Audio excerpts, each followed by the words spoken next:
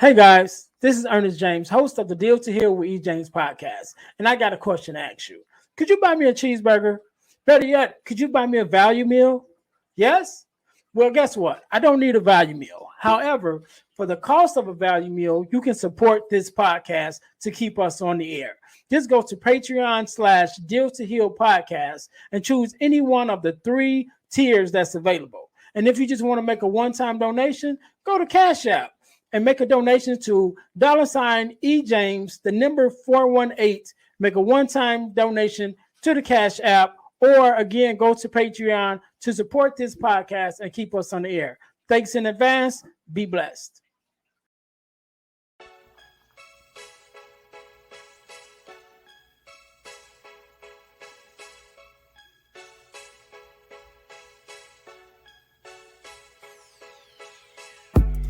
Welcome to Deal to Heal with E. James podcast.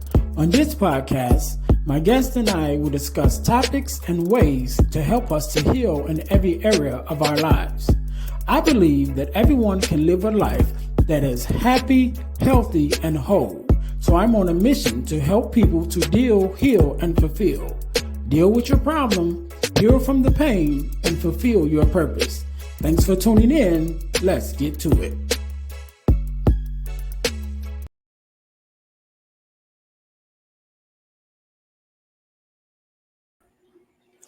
Hey, welcome to the Deal to Heal with E. James podcast. I am your host, Earnest James, and I am on a mission to help people to deal, heal, and fulfill. To deal with your problems, to heal from the pain, and fulfill your purpose. Thank you guys for joining us once again. One more time, we are actually in season 2, episode number 24. We're just pushing along. And just like always, I'm here with a very special guest, my own friend, Miss Trinette. How are you doing? I'm simply blessed. How are you? I am well. I want to jump right into it. So for us to get started, why don't you introduce yourself to the listeners and tell them exactly what it is that you do? Well, first of all, thank you so much for having me. It is a very blessed event. I thank you so much for considering me. So thank you so much.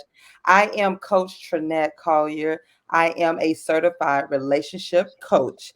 And what that entails means I assist people with dealing with healing, basically, but starting with building self-love. So I can teach you how to love everybody else. I really can't, but it starts with yourself. So that's my niche. I teach people how to build self-love. All right. So, Miss Trinette, I've been waiting for this for a minute, right? And so, just to give our listeners a little bit of background of how we came in contact with each other. Yeah. For those of you, most of y'all know that my name on Instagram is Friends of Fatherless Daughters. Mm-hmm. And I started that platform last year. And last year was a blessing to me because I was blessed to be able to be on several podcasts as a guest. One of those podcasts was on a podcast with you, mm-hmm. and I think that was the messages from him. Yeah, I always get the name mixed up. Yeah, and I was on there. Such an awesome experience. Awesome experience. I definitely loved the feedback that I got and the interaction with the host as well as the people that was chiming in. Still one of my favorite ones to go back and watch because I do go back and watch some of my guest appearances, and definitely that's one of my top ones that I like to go back and watch. And so since then, I haven't been able to get back on with you guys, but this opportunity right now, I think, is even more of a blessing because it shows how things come full circle. Yes, because at the time that I talk with you guys, a podcast. My own podcast wasn't even in the plans. Hadn't even came across my mind. Yeah. But yet again, when this opportunity came and I came across your platform and I seen you as a coach, and that was a new light for me. I'm like, that was what she was doing. And so then I was like, you know what, I gotta have you on. Number one, just to extend that same courtesy that you extended to me, for one. And then number two, I support what you're doing Yeah. anyway. And so Thank I was you. like, okay, I gotta have her on. We gotta connect. Yeah. And like I said, just to see it come full circle. I think you're the second person whose podcast I was on last year that Okay. I've had on my podcast this year. So Oh, that's I'm glad, awesome. because I definitely wanted to reach out to those Yeah. individuals who reached out to me to give me Yeah. that opportunity to definitely allow them to have their voice heard Yeah. on my platform. So I'm definitely glad. So speaking of the podcast, Hmm. um, I know it's messages from him. How did you guys even come up with that concept? And tell me a little bit about the platform, because I never got a chance to ask you guys when you guys asked me to be on. I was just like, yeah, I'm Yeah. on, you know. But then after watching it, after I Yeah. was on it, and then plus watching it, since then, I'm like, oh, okay, I kind of Yeah. like it. So how did you guys even come up with that whole concept? Well, actually, it was you've got mail messages Mhm. from him.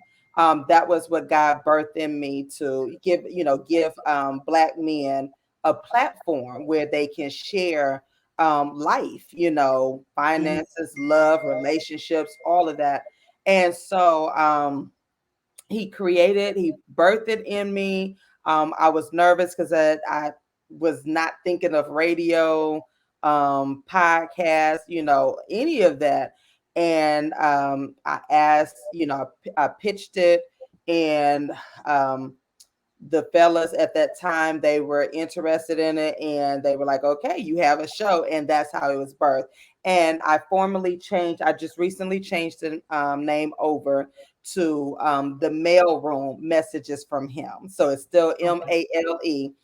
For copyright reasons, trademark. So it is now officially mine, the mailroom messages from him. So we'll be rebooting it this spring 22.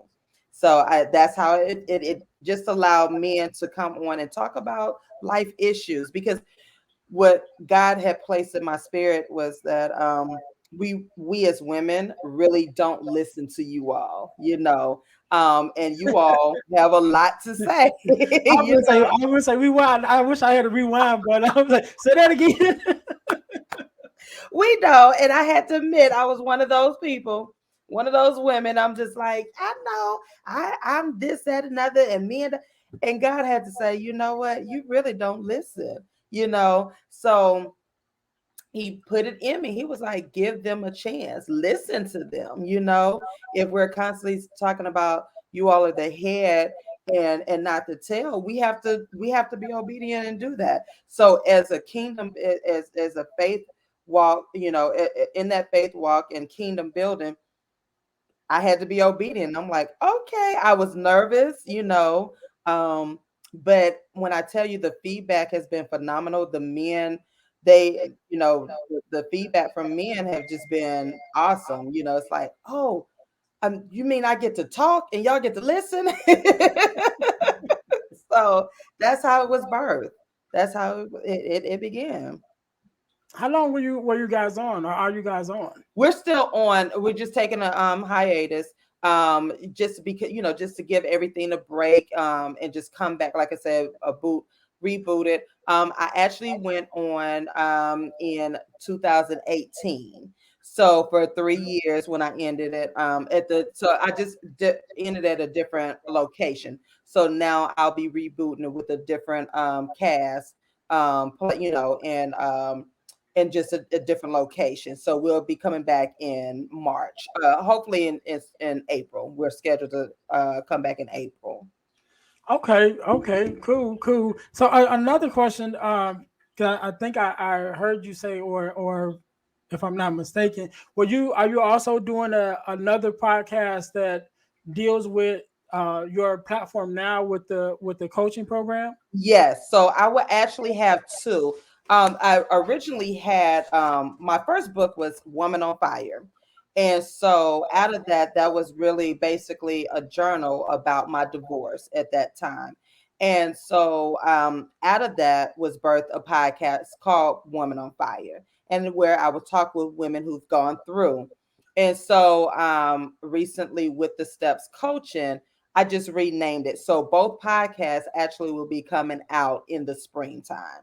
So one for the men and one for the women. But actually it goes all hand in hand because I coach both men and women, but just on different platforms. And because all of us need that self-love, and we don't really think about men needing, to the self-love, but it's actually you all need it as well. So this is allowing me to tackle both. Okay, and that's gonna be a lot of work because I got my hands full with my one. But you know what? I think once you get into it, like podcasting, I think I at least for me, I related to how some people relate to tattoos, right? It's like you get one and then it's like, all right, you got one, but now you got to get another one. Because when I started this one, I already have like two other ideas for two more, and I'm like, okay, just slow down. You know what I mean? Right. Like, look, let's get this one going good. But once you get into it, especially when it's something that you love and it's something that allows you to be free and to be who you are and to express yourself, the way that you want to. Sometimes, that love for what you do and that imagination starts to work, and it just just start pushing forward. You have to hold on. So it's, man, I definitely was you like busy. I said, Jesus, I was like, wait a minute. What, when you get the message from God, it's like you got to do it. And I was like, wait a minute, you want me to do two? I'm like, okay. And I kept looking and I said the same thing. I'm like, that's going to be a lot of work, because you want to be consistent with it. You don't want to fall off, do one episode, and you don't come back for another 6 months. So it is going to be a challenge, but I know because God gave it to me, I'm going to have to do it. I got to do it. Right. Yeah. And that's the whole thing, like you said, being consistent and definitely pressing forward and what you're doing. But when you have a heart for people and you have a love for what you do, it comes so natural, and that's kind of like one of the hard part things too, especially being an entrepreneur. When you love what you do in your heart, you will do it for free. You know what I'm saying? Right. So then it's like, but I do want to make some money. Right. So it's trying to find that balance to make it work, work together. So sometimes, you get the money on the front end and then the work comes later. And sometimes you got to work on the front end and the money comes later. Just try to get that balance. But as long as you have a love for it, for what you're doing and everything, it'll all work out. And just from the outside looking in, because I'm learning so much about you now, because I didn't know that you had written books before. And then I'm looking into it. I'm like, oh, she's an author too. And it's like the second book. I think you're on like the third book now. I'm like, dang, So I'm just trying to catch up with you. So that's why I couldn't wait for this interview because I'm like, all right, I got questions. I want to know. I got questions I need answered. People actually, they be like, you don't promote yourself or whatnot. Going back to what you're saying. When you do things, for me, I've always been a private person. I love social media and whatnot, but people think I'm on there and that's all of me. And it's like, no, I do a lot of the things on there because I do like, I do love people. And but I'm also a very private person. So I don't go in there and I don't promote myself or, I promote everybody else. But I have learned that now is the time for me to start promoting myself on things because people do. They were like, I didn't know you wrote a book. I'm like, yeah, I actually wrote 3 books. And, and they be like, so you don't, I'm like, because honestly, when I wrote my first book, I was not trying to promote it. It was really my journal. And it was really difficult for me to publish it because it was about, what I was going through. So I didn't want the world, but God wanted me to do this. And me and him struggled.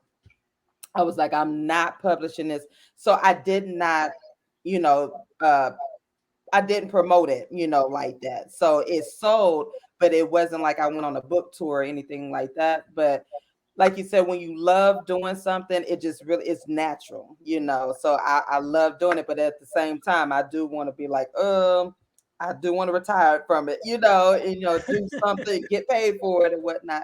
But I love it. I love it. Okay, so I have a question now. So with your new program, and I'm sure my listeners know because I say it all the time. I love acronyms, right? Yeah. I'm an acronym person. So when I see them, I'm like steps. I'm like, okay. Yeah. So what exactly does steps? Because it's an acronym. So what does it Mhm. stand for? It stands for start tackling every problem strategically. And those are actually the steps. So there are like 5 steps to that. Many times coaches will give you, they say, well, I can give you 10 steps on how to do this, that, and the other, which you can, but these are actual steps that I went through on my journey. And what I want people to understand that I didn't create this program overnight. It wasn't like, oh, I put something together and here it is. No, these are actual steps that I went through on my own personal journey over the last 10, 12 years. So at that time, I didn't understand why God was taking me through the fire, but now it all came to. So when he put this in me, and I'm like, steps. And I'm thinking, okay, so I had to start with every problem in the beginning and start tackling that. And it wasn't like okay, this day I'm gonna start, I'm gonna tackle this problem this day. No, it was a process. So out of this, the coaching, I want people to understand that it's a process to healing. You're not gonna heal overnight. You're not gonna heal within day two or whatnot, but it's a process, and you have to stay on that journey. And you're moving up them steps. You're moving higher and higher to your healing. Okay, so speaking of the process, so when we start talking about self love or implementing self love, understand that it's a process, and when you start your journey or when someone starts that journey, I Mhm. think the hardest part of a journey and anything that we do, right, is Mhm. the start, right? Yeah. Because sometimes it's like you know what you want to do or you know what you should be doing, but just to get started doing it, it's like that's Yeah. the hardest hurdle. Like even like I restarted running again, right? Okay. Oh, And kudos so it to was you. like, all right, I want to make that back a part of my Yeah. daily routine. I got to do it. Got to do it. I bought a treadmill and everything. Treadmill sat in the garage for I don't know how long. It's like I know what I want to do. I know what I Right. should be doing, but to get started, Yeah. that's the hardest thing. But once I actually started, and Yeah. I started just walking, and then I realized I didn't even like. I did like the treadmill, but what Okay. I learned, I liked walking outside even more. Right? Okay. I started Right. walking out at the park, and when I started that, I'm like, you know what? This was a whole nother thing because now you're Yeah. out, you're in the air. All your thoughts are able to be free, and it was so Yeah. calming and such a experience for me that now I don't even look at my treadmill. I'm always even Wow. now it's snow outside right now Right. in Chicago, and I went out and walked the other day. I was the only footprints in the snow, but I was like, I had to keep that routine Yeah. and to get out there and do it. So a lot of times, starting is the hardest part. And so Mhm. when we start talking about implementing self love, what Yeah. do you think would probably be the first one or two steps that a person should take on just getting that process started? So, and that's a great question because I tell people, and even in the journal, I start with a commitment page. So we don't jump right into the program or the journal. I start with a commitment, and what that commitment looks like is a letter to yourself, explaining or just actually explaining why you want to do this. What is your why for this commitment? Because sometimes we're just doing things because people say, well, you need to do this, or you need to forgive, and you need to love this person, you need to do this. But it's like, why should I do that if this person hurt me, or this entity hurt me, or why should I forgive, why should I love myself? So I start with a commitment page, and that commitment page is just very simple. You're writing a letter to yourself, you know um, telling yourself why you should do this, and what do you want to do, what do you want to see at the end, what's your end result. So really it's I tell people to start with that basic letter. You don't have to be fancy with it. You don't have to use you could be as simple as I want to heal. I want to be loved. I want to love. I want to be free. I want to sleep at night. Okay, so if you want to sleep at night, so now we're going to start tackling what's causing you not to sleep because of something that happened in the past or whatnot. And I tell my clients, I always let people know we're not therapists. I am a coach, so that's what I do. But I do always in the toolbox I have a therapist and psychologist. I'm a firm believer in counseling, therapy, all of that, because that's part of the healing process. We can tell people to pray all day. We can give them scriptures, but if they don't know how to apply it, it's going back in circles. And you're like, okay, and then that's when then another issue comes into play. I don't like God. It's like, this, all of that. So I tell people to start with a commitment page. Why do you want to do this? Why do you want to heal? Because some people, let's be honest, don't want to heal. They like the misery. They like where they are. And it's nothing I can do about that. But if you want to heal, then there's going to be some steps and it's going to be a process.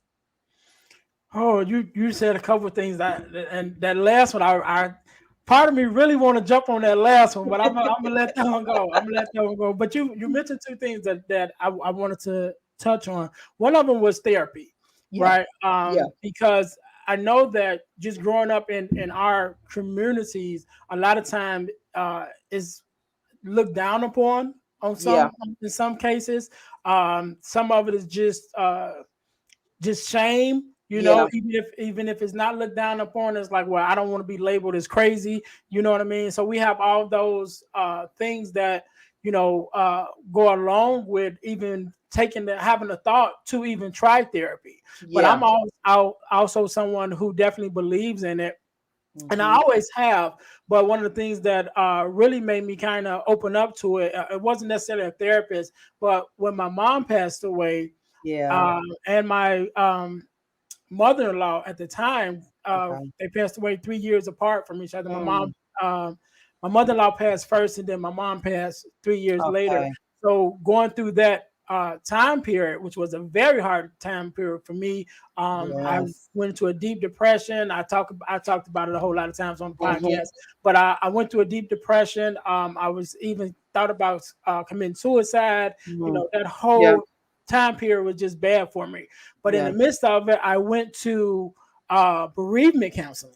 Okay. Right? It was a group setting, so it was a group bereavement counseling. But that opened up so much for me to be able to be in that space, number one, and then to be free to be myself, to express myself, how I was feeling, in that space and in that time period, and just receiving the healing that I needed just by releasing, at that point. And I was like, you know what, we are missing such a gem in our communities with therapy and group whether it's group therapy or personal therapy, to get in a group with people who are hurting the same way that you are hurting, and being able to support each other and lift each other up. So I definitely 100% stand behind therapy. And I'm glad that you do also. Another thing I wanted to talk about that you just mentioned.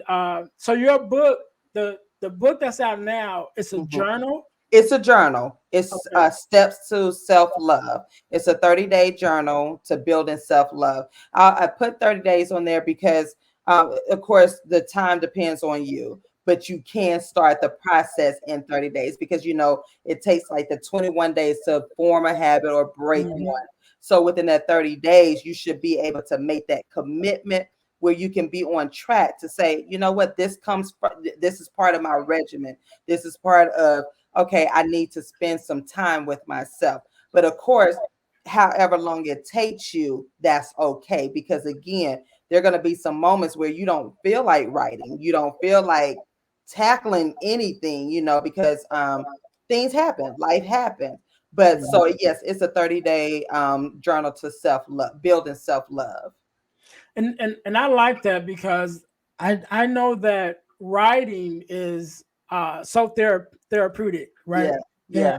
And I've always written, I've always been a writer, but Okay. I'm really now trying to kind of getting into journaling. Yeah. Yeah. And the way that I see it, or the way that I explain it for myself is, journaling is like putting a voice to something that you can't necessarily vocalize, Yeah. right? Because a lot of times we hold in a lot of our emotions, we hold in a lot of our experiences and things that we're dealing with, because we can't necessarily put it into words. And I was actually just having this conversation with somebody today about something else, but I just thought about it.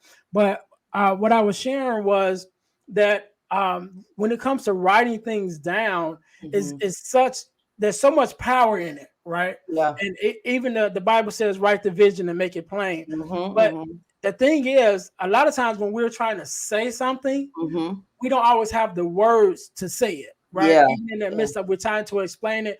But when you write it down, you're forced to kind of make your mind put into words exactly what you're trying to say. Yeah. Because when it's on paper, you can see that it don't make sense. Right. You have to go back and read, what am I really trying to say? Yeah. And what are the words I'm trying to express? Yeah. So by journaling, it gives you that tool to be able to get out those things that is in you, those feelings, those emotions, those experiences. Yeah. And once you get it out, and the other thing that I think is very powerful with journaling is you can always go back. You can go back to it. And that's something that I've picked up even within this last year, was going back on your notes. Because when we think about how far we've came, sometimes we say all the time, oh, look how far God's brought me. But when you actually do stop and look, go back and look at your notes from, the same date a year ago, like, wow, I was going through that. I was going through that at that time, but now I'm healed from that. And sometimes we don't even realize how far we've came from whatever it is that we're going through. And we look back and say, like, man, God's been so good to me. He healed me from it. And I didn't even realize I was healed. He delivered me from it. I didn't even realize I was delivered. But now that I go back and look at what I put in writing, and I look at the vision of what I wanted at that time, and able to thank God now that I'm standing in the fulfillment of that vision, of that healing, like it's a whole another thing. And it's amazing too. Like I said, I've always been a writer. But with the whole journaling, it's just like it's a whole nother monster. Let me just say it that way. It's amazing. I tell and I get it. People are like, well, I don't know what to write. I said the beauty of journaling is you're not putting it on for anybody else. You're really brain dumping. You're dumping everything in your brain. So I'm an educator by career, but half of my journals have the most grammatical errors ever, because I'm just writing, I'm not worried about a capitalization. I'm not worried about punctuation. I'm not worried if it's a full sentence, because I'm just dumping everything, like you said, from the emotions, from everything that's happening. I remember having when I was going through my rough period with my mom dying. I'm so sorry that my prayers are still with it, because I understand that. I remember one of my journals, it was filled with anger. I was angry. Both of my parents are deceased. So when my mom passed in 2017, one of my journals, I was like, me and God were just, I said, Lord, I'm not understanding this journey. And so that journal is not one of the happy journals. It's really me expressing my honest thoughts with God, and that's the beauty of having a relationship with God, because he wants you to be honest with him. So I may not have been able to verbalize it with my therapist, but I was able to write it down. So one of my journals, I'm looking at it and I'm like, oh, wow, I was really upset. And then I'm able to, like you say, see that growth of the healing. It's like, wait a minute.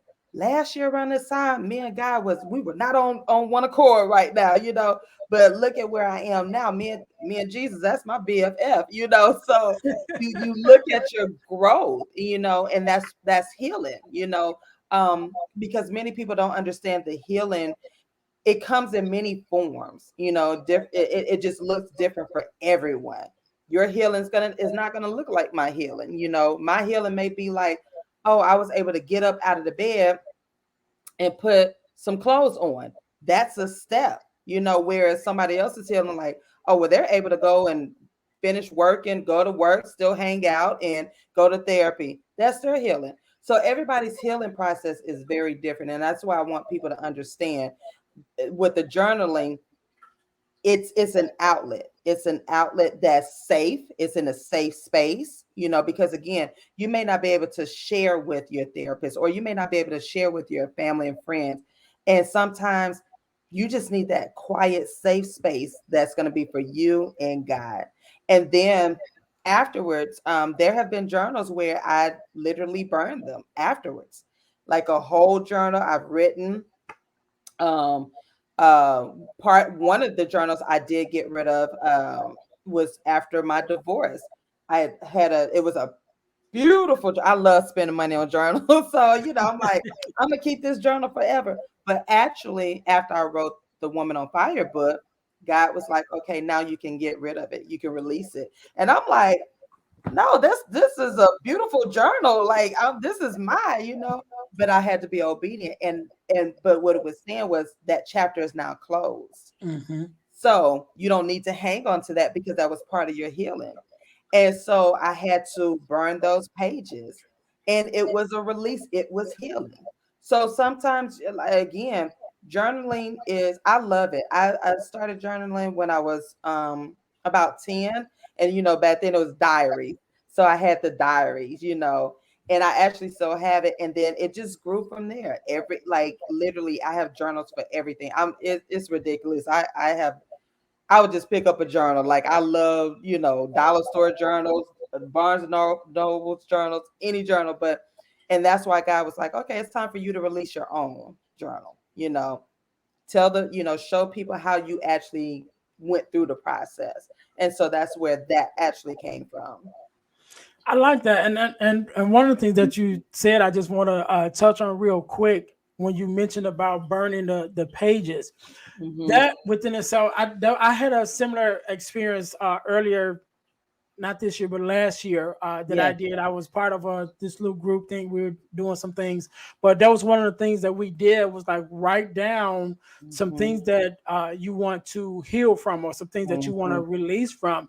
And the first step was that whole journaling part of it was getting it out and putting it in words and putting it on paper. But then we did the whole thing of lighting it on fire and letting it burn. And I always say I like when you burn it and the ashes is going up to heaven, taking it up to heaven and let the Lord work it out. You got to worry about it. So those two things, which I didn't even put them together. So you just said that, the journaling on one hand, to write that vision or that prayer, whatever it is, but then to burn it, to be able to release it from yourself. You already released it on paper, but then now that paper sort of is holding it now. Now that paper is holding it. And then you burn it and release it to the Lord. Now it's out your hands altogether. So I love that. I love that. And one of the other things I want to talk about briefly is, when we started talking about the journals and we start talking about this process that we're going through for self-love, one of the things that I think is still definitely a big hindrance with a lot of people is being able to forgive, right? And not only to forgive others, but to be able to forgive yourself. Because a lot of times I know that there are people who make some decisions, in their own lives, and later they regret those decisions so much that they hold themselves hostage, to those decisions. They hold themselves hostage to their past. Right. And, I like to put it this way, just forgiveness within itself. When someone harms you, right, or they do something to you, they put you in it's like they put you in chains or in a prison. But I like chains. Chains is probably better. So if you think of the old pictures of the ball and chain, they're chained, and then they have this big heavy ball that they have to drag around.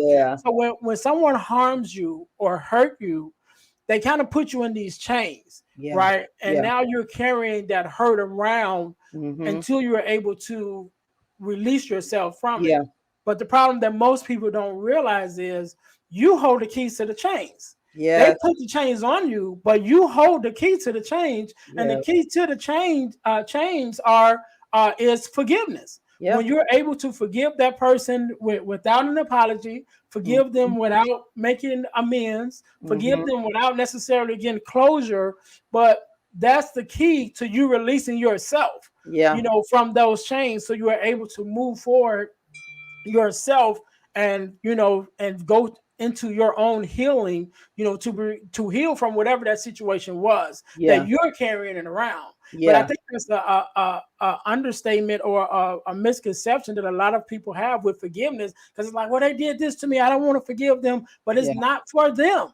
And Right. most of the time, if you think about it, they don't care anyway. Because No. usually after they have offended you or hurt you, they Yeah. going on to offend and hurt the next person. Yeah. You know what I mean? So they just Exactly. going on and doing whatever they're doing, and you're the one that's holding on to it. You're the one Mm-hmm. that's hurt from it. You're the one that's still carrying it. And so it's not that you're doing them a favor, or you're Right. doing something to help them. You're doing something to help yourself when you learn how to forgive this other person for whatever they did to you, but you're Right. releasing yourself from the chains that they may have put on you. Yeah. So when we talk about forgiveness, what do you think of one of the major or just I just say, what do you feel is the importance of being able to forgive?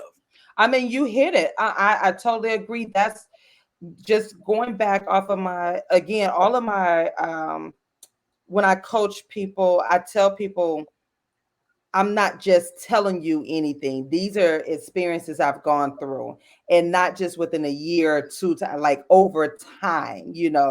And so I had to learn how to forgive, because again, it is a hold. When you don't forgive, it is a hold on you.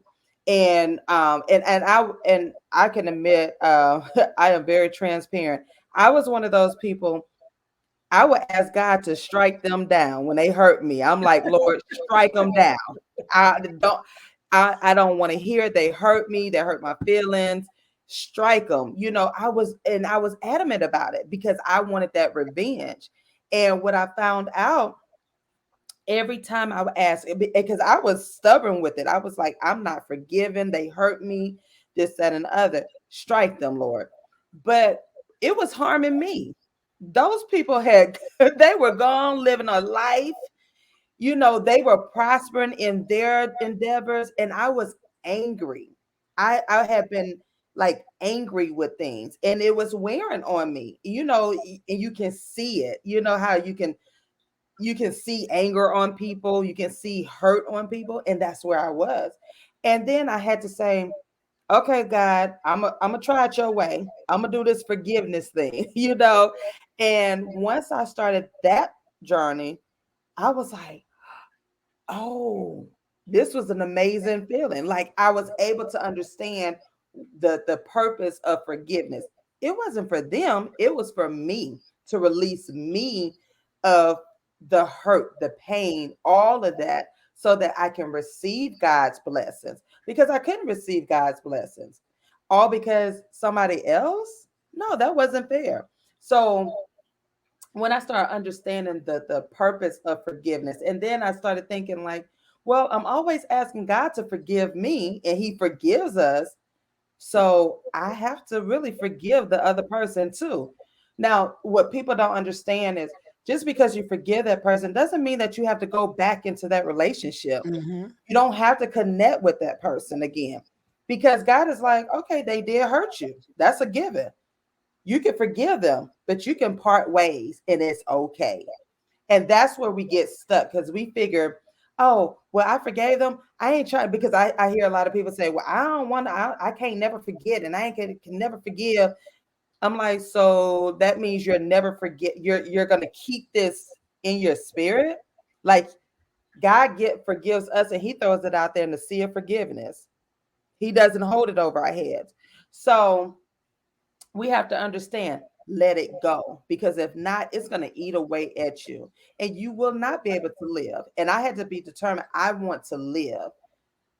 People are going to be people. We already know that. But God's love is so amazing. And it's like I want to be able to experience that with people. So it's like you can look at people, I don't have to deal with you. I forgive you and move forward. And it gets better with time. My great aunt, who's 91 now, she taught me that over the years. She said, never let anybody steal your peace, your joy. And she said, adults, she said, grown folks gonna be grown folks. You can't change them. And I'm like, well, she 90 some years old, so she knows. And that's why I get that wisdom. I learned. I'm like, because she's been there. So I learned and I apply it. So that forgiveness is not for them, even though they will see it. Once I'm like, oh, they forgave me, she forgave me, he forgave me. Okay. And you never know what that would spark in that next person, because we're supposed to be kingdom builders. So we're supposed to be showing these examples. But that forgiveness piece, it's for you. And I tell people, let it go. And the forgiveness is not going to happen overnight. Believe it or not, it's not going to happen overnight. It's also a process, because you got to understand, you're like, so this person harmed me and y'all want me to just forgive that person. So you have to go through that process and show and teach people why you should forgive, or why you need to forgive, because a lot of people don't understand that they don't understand what God it has given us or is doing.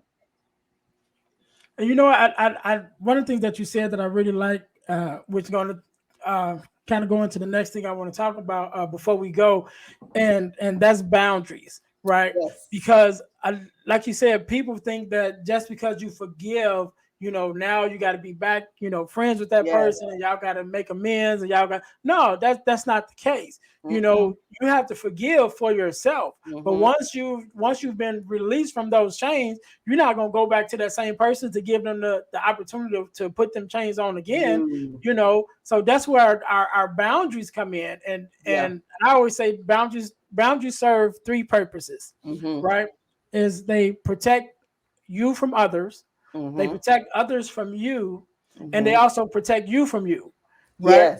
Yes. So with that forgiveness, after we've forgiven, and then we have to learn how to put up the correct boundaries. Definitely the correct boundaries, because there are some people that you should make amends with. Right. Let's say if you had a fault with, a parent, that is a relationship that you may want to amend. Right. But and like you mentioned earlier, with everything that you went through before your divorce, I'm sure that was a relationship that you had to forgive in the midst of. But that was one that was like, all right, we done, we good, all right, you go about, you go that way. Right. So that's where that boundary come in. I'm like, we good, Right. They want to apologize, but no, I'm good. I accept, stay on over there. Right. So that's where we get into setting up the healthy boundaries. So if you were talking to someone, and just give us a little bit of advice on just building a better boundaries, or healthy boundaries. Just give us a little bit on that, and then I'll let you have the last say. Well, and I like that I talk about the boundaries. You have to set those boundaries, like you said. You have to, in order to protect yourself, because again, sometimes when we are building these relationships, one of the steps in the program, or in the journal, I ask you, why do you want this relationship? Even down to your mother, your father, your sister, your brother, your cousins. Why do you want this relationship? We have to understand the purpose of the relationships, because we have a lot of broken relationships, and they haven't been healed just simply because, oh, that's our father, that's our mother. But those are relationships that a lot of times need amended, and they need healing. So you have to ask yourself, why do I want this relationship? Why do I want to have a healthy relationship with this person? So that's part of that commitment that I ask people to look into. And it is kind of an odd question for just people like, that's my mother. I said, yeah, I know. But y'all are going at odds with each other. Something is missing. So what is the purpose of your relationship, and why do you want a healthy relationship with your mother? Because a lot of times we don't even think about that. We don't think about having those relations. We don't think about relationships in that term with our, even with our kids and so forth. So I always tell people, you got to understand why. You have to answer your why. What is the reason? What is the purpose of your relationship? What is the purpose of you having a relationship with your coworkers or your friends, your best friends? Like, there should be a purpose in anything that you have, because a lot of times we're just doing it. We're just connecting with people just because, oh, that's my best friend. Why? What value are y'all bringing to each other? What value are y'all adding to each other's lives? And there's nothing wrong with that. But when you come up against toxic relationships within your family, your friends, and so forth, you got to understand, okay, so what was the reason, and how did it become toxic? So the advice I would give to people, you ask yourself, what is the purpose of me in this relationship, and why do I want a healthy relationship with this person? That's something we never really think of. And so that's what I challenge people to think, to answer. Why do I want this relationship? And be honest. Do I want it because people say I'm supposed to have it? Or do I want it because I genuinely want to build a healthy relationship with these people? But you have to start with self. And that's why I specialize in building a healthy relationship with self. Because once you set those boundaries, you eliminate things that are going to harm you, because you have already created what you're not going to accept and what you will accept from anyone. So that's number one, creating those boundaries for yourself. Because when you treat other people, when you teach other people how to treat you, guess what? They don't have a choice but to respect you and treat you the way that you want to be treated. And that's 100% true, because people usually take on the example that you said, because you showed them Yes, how to treat you, how you, number one, how you treat yourself. Because yes, if you will allow someone or anyone to treat you any kind of way, unfortunately, that's what you're going to get, people that's yeah, going to treat you any kind of way. And so you have to set those boundaries in yeah, order for, number one, you respect yourself enough to say, this is what I stand for, and I'm holding myself to these right, conditions. I'm holding yes, myself to these standards. And then once you hold yourself to it, then it's so much easier to hold everybody else to it, because yes, it's like, look, these are my standards first, and I yeah, stand on it myself. So if I can mhm, stand up for myself and stand on these standards, you don't have a choice. Because if you do yeah, have a choice, then that's when that boundary go come. Like, all right, this is where you stop at right here. yes, So yes, yes, Miss Trinette, this has been so awesome, so awesome. yeah, I'm so glad that you came on. So glad to be able to have this conversation with you. I'm yes, gonna let you give us a chance. Let me give you a chance, because I want to know personally, but I know also I want my listeners to know, where can we find you, your social media handles and everything, and definitely where can they reach out to you for coaching and the journals. I definitely want to get that information out. So where can they get that? Well, first of all, thank you so much again for having me on your platform. I'm super happy for you and proud of you. We need you, so keep going. We need positive platforms like this, and I can't wait to have you back on. But you can reach me on all social media at I am Trinette L. Collier on all platforms, and my website. You can get coaching information and the journals on I am TrinetteLCollier.com. That's www.IamTrinetteL. Make sure y'all put the L in there, Collier.com. And you can book coaching sessions. I do offer a complimentary discovery call, and it just to see if we're a good fit or not. But I have resources on there as well. And again, you can connect, and you can also purchase the journal from the website. Okay, Miss Trinette, thank you so very much for being on. You could have been anywhere else, but you was here with me, and I definitely appreciate it. To all the listeners, thank you guys for tuning in again. And this is Earnest James, and this is the Deal to Heal with E. James podcast. And just remember, our mission is to help people to deal, to heal, and fulfill. To deal with your problems, to heal from the pain, and to fulfill your purpose. So until next time, you guys be blessed. Hey guys, I know you're enjoying the podcast. However, don't forget to join our text line at 866-326-0730. That's 866-326-0730 in order to receive text messages with new events and things that is going on and new episodes as they release. All right, see you in a minute. Thanks for listening to the Deal to Heal with E. James podcast. Remember to listen, like, subscribe, and share. This episode has been brought to you by Deal to Heal Teas. Put some inspiration in your situation. Wear an inspirational tea and be inspired all day. Let's go to dealtohealteas.myshopify.com. Remember, our mission is to help you to deal, heal, and fulfill. Deal with your problem, heal from the pain, and fulfill your purpose. Thanks for listening.